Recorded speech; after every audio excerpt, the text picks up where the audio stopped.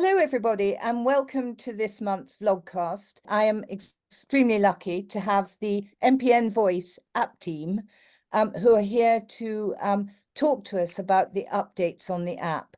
And we have Debbie, who is on our management committee. We have Dr. Patrick Harrington, who's medical committee. And we have Mark, who's our social media and whiz kid with tech.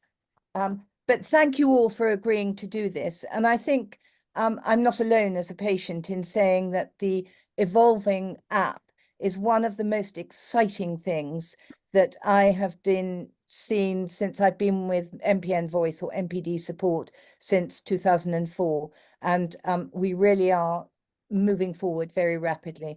I'd like to just ask you, Patrick, if I may, to tell us about the app objective. Yes, thanks, Nona, and thanks for letting us speak today about the app. We all share your excitement about this project. So the key really behind the app and the key objective was to provide a tool that really improved patient empowerment.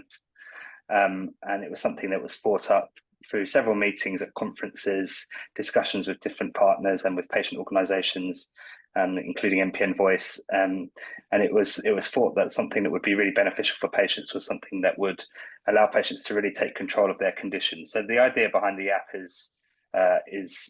has a number of different features that we think will be really useful for patients. One of these is it provides a way for patients to really easily track their symptoms. So this is done using the standard MPN 10 form, which can be tracked digitally.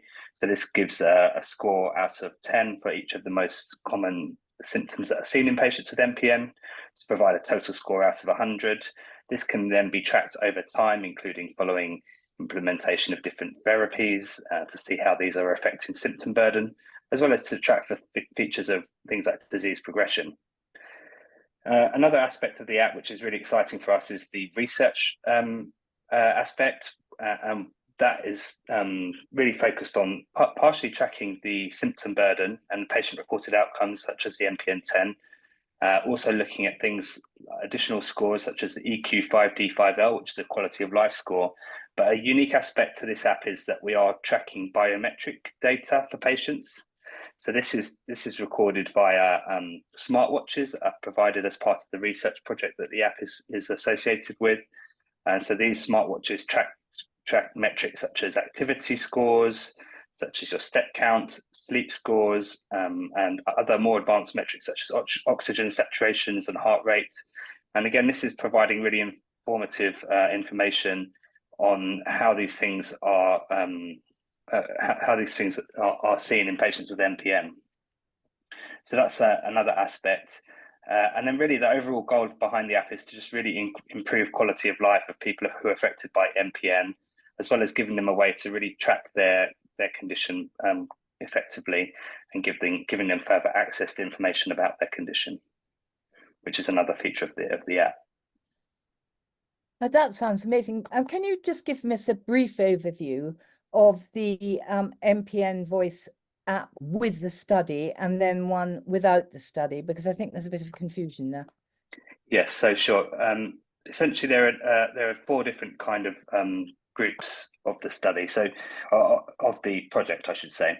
So the first group is the cohort of patients who are currently being included, and these are patients who sign up for the app and are included in the research study, and they are also the patients who receive the wearable device, which allows the biometrics to be tracked, as I've just mentioned. So that's the activity scores and the sleep scores through the wearable device. So these patients are they have their data collected as part of the research study. The second aspect of the overall project is a larger cohort of patients who have access to the app and are also part of the research study, but they don't necessarily receive, or they won't receive a wearable device, and so they won't have the biometric data. Obviously, we're limited in the number of wearable devices that we're able to provide, although at the moment we are able to offer these to people who sign up. These patients in the second stage who receive the app as part of the research study will have their data collected. The third group of patients who sign up to the app will just have the app and just have access to the functions and features of the app, but they will not be part of the research study and they won't have any data collected. So if you're interested in the app, but you don't want to be part of the research study, that's absolutely fine.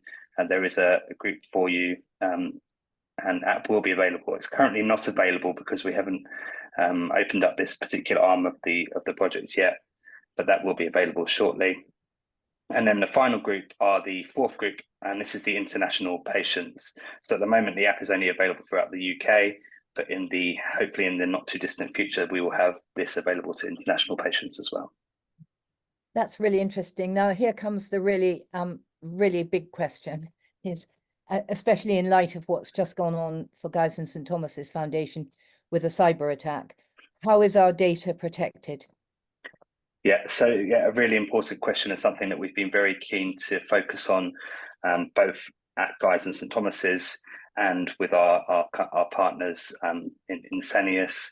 So firstly, just to make it clear that the project is a research study, so it's being sponsored, as all research studies are, it has a sponsor, and in this case it's Guy's and St Thomas's NHS Foundation Trust who have agreed to sponsor the research study. That means that Guy's and St Thomas's Trust owns all of the data. It also means that the study has had to go through an external, but firstly an internal ethical review by our own R&D team, research and development team. And then secondly, it's gone through an external ethics committee who reviewed the project and approved it. So it's all been approved in that respect.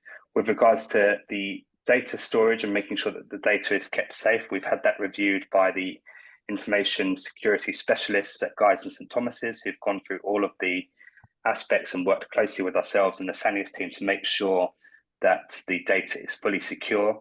And just as an example, some of the ways that this is being kept secure are through the following mechanisms. So we have compliance with the following things: ICO, ISO 27001, Cyber Essentials, Data Security and Protection Toolkit, Cyber Security Center Web Checker. So there's a list of 5 different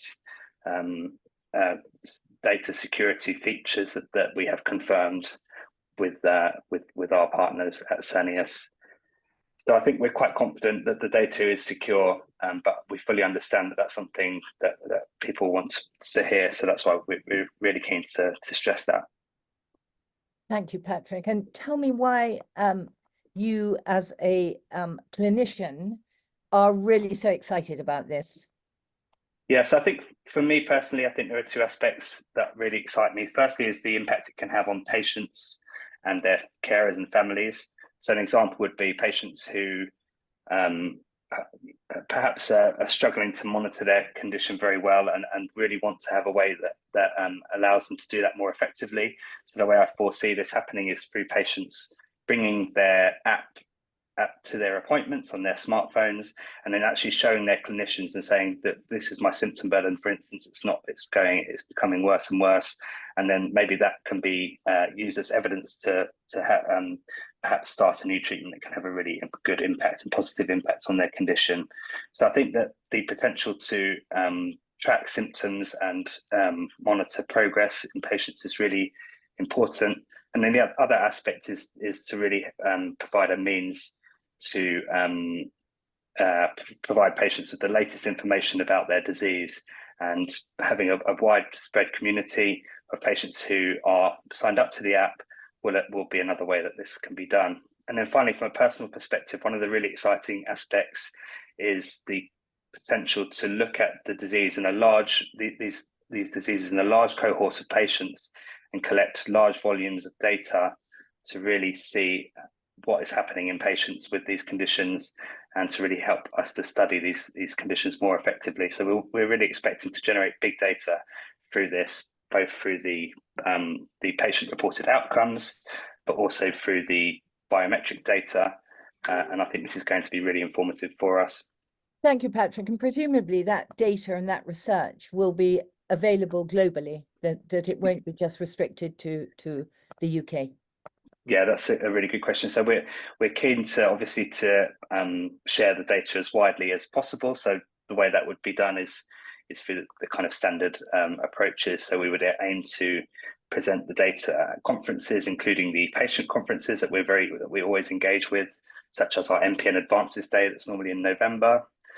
but we also would be planning to present to other clinicians throughout the MPN community internationally, and that would also include potentially what we're hoping for is publications which detail the impact of these treatments. Brilliant. I did hear actually recently that you were going to Warsaw to the MPN Advances to present it to an international community then in September, which is really, really exciting. Thank you, Patrick. I'm now going to turn to Debbie. And Debbie, you've been also very involved with the app. And I really wanted to ask you, as it's now live, and has started to roll out, can you tell us your experience as a patient over the last 6 months or so, and how you found it helpful? For sure. So as Patrick has said, the aim of the app is to provide MPN patients with a one-stop shop where they can record their MPN related information and are self-empowered with their disease management. Patrick has also confirmed that patients are able to record their MPN 10 symptoms on a daily basis, along with their quality of life scores and blood results when they come in. So for me, it's actually become part of my daily routine now before I go to bed. And it really does only take a few minutes, and I complete all the scores and add in any notes that is needed. I think it's important to also add that there's an edit feature. So if you do want to go back and make an amendment, you can. And if on the odd occasion you've had a late night or you've missed the input, you are able to go and backfill, and you can do that for up to 20 days. I see my hematologist on a regular basis. And prior to this app, if all was well on the day, historically, I would actually talk about that and would confirm that everything was all fine, not necessarily mentioning symptoms that for me have just become part of my normal life. Recording my information in the quiet privacy of my own home each day feels to me like completing a journal. And it has really helped me enormously to better understand what is disease related, and therefore given me a little bit more confidence to be able to discuss that in more detail with my team, knowing that there is a real relevance. And Debbie, what patient support information is on the app? So again, this was something that was really, really important to us all. So there's a notice board which gives immediate access to some very, very useful links. So the first link that we have is the MPN Voice website. So there is access to that at your fingertips. The other thing that's really helpful is the link to Health Unlocked, which is the MPN Voice online forum where patients can talk to others regarding their condition. Now, this site, as we've discussed before, is moderated by MPN specialist clinicians to ensure that all information discussed is completely up to date and accurate. We also have a series of NHS links to support and help, and the kind of things that we have on there are links for good nutrition, for support with mental health, with sleep. We have got links to our podcasts, links to the MPN Voice YouTube channel. And we also have a very important link to all our latest announcement, featured links it's called. So for example, if we're about to give the dates of a new forum location, face-to-face or a webinar, all of that information immediately with the dates and times will go and be on the notice board. And any other interesting news or features that have gone through either on the social media pages or on the website are just a click away, basically. So really, really useful. I think that's amazing because, I mean, the one thing I feel very strongly about MPN Voice is it is medically backed and verified. And that, when we set up MPD support, it was to provide accurate information at all times. And I think you're doing an excellent job in making sure that, it's all going to be verified. does the app work without the watch? Patrick, could you answer that one for me? Yeah, so the app is functional without the watch. So only a cohort of patients who sign up to the app and a research product will receive a watch. So the app is functional without the watch. However, at the moment, everyone who's signing up will be offered a watch, although if they don't want the watch, then that's fine. That will be possible as well. But yes, it is functional without a watch. But can they use their own smartwatches? No, at the moment we don't have it set up so that patients can use their own smartwatches. That is something that we're looking into and seeing if there will be the possibility of having that further down the line. But at the moment, that's not possible, unfortunately. And Debbie, when will patients be able to use the app for themselves? Only not the study. I mean, when will it be open for everybody? So we haven't got a specific date yet, but it is very clearly on the roadmap to do. So as soon as we've got information, the dates will be released. And first of all, it will be for the patients in the UK. And then after that, it will be for the patients globally. Everybody will eventually be able to benefit from this app. That's just brilliant. And we're talking, have you got an actual time frame you're working to, or is it just evolving? It's evolving fairly organically at the moment. Yeah, we're trying to get things done as quickly as we can, but we just want to make sure that we do everything properly and we don't skip any steps along the way. That is just, again, brilliant, because it's showing due diligence and taking time to get the best possible accurate information readily available, not only to patients, but also clinicians will be able to look at the app. Hopefully GPs will be able to look at the app if they want to know something about MPNs. So I think there's a very wide audience waiting there for all this expertise in this app, which is just brilliant. Mark, have you technically, in terms of social media, have you had many responses to the app? Has there been a lot of chat about the app?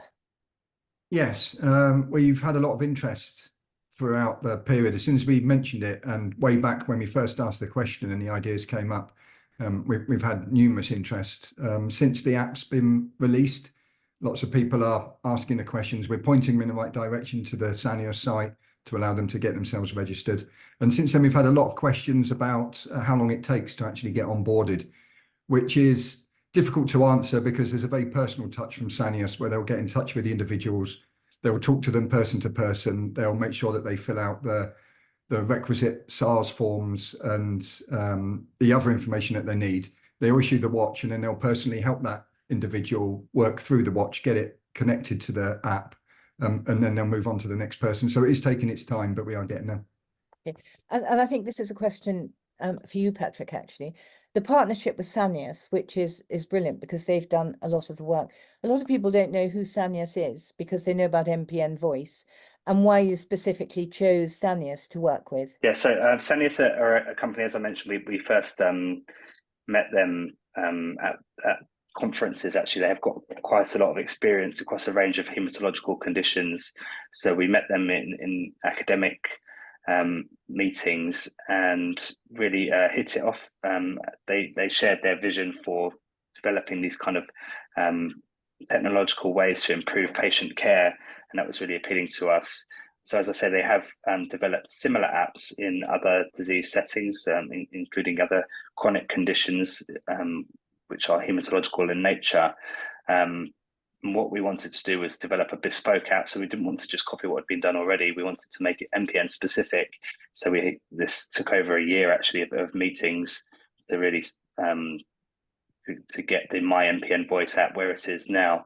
Yeah, they're a really great company to work with, and some very keen to keep the relationship going with them for the course of this project. That is brilliant, actually, to found a company that you can work so well with, and has the same high standards that we have at MPN Voice. It's brilliant. Now, finally, Debbie, will the MPN Voice get updated regularly? The app get updated, and how will that all happen? So the news and all the latest. Patrick talked about research. Will it be updated regularly? So the links and the information on the links will be updated in real time. As far as the app evolving and making it serve the community to the best advantage, we want to make it informative, useful, easy to navigate, and it will be enhanced as required when needed. And that will include using and utilizing user feedback. So the answer very definitely is yes, it will evolve in many ways as it progresses. That all sounds so exciting. And on behalf of the patient community, I would just love to say a huge thank you to all of you, because I know just how much work you've put into this. And it's been a long time in the going. And of course, Claire Harrison also has been part of the MPN Voice team, who sadly can't be with us today. But thank you enormously on behalf of everybody. And it's just so exciting to see what's coming. You know, what next? But anyway, I'm sure people will respond to this, because I think, like me, you will all think this is a really big step forward. Thank you all. And I know that you're all very busy people, and I'm very grateful to you for giving your time to this vlogcast. Thank you. Thank you. Thanks, Nona.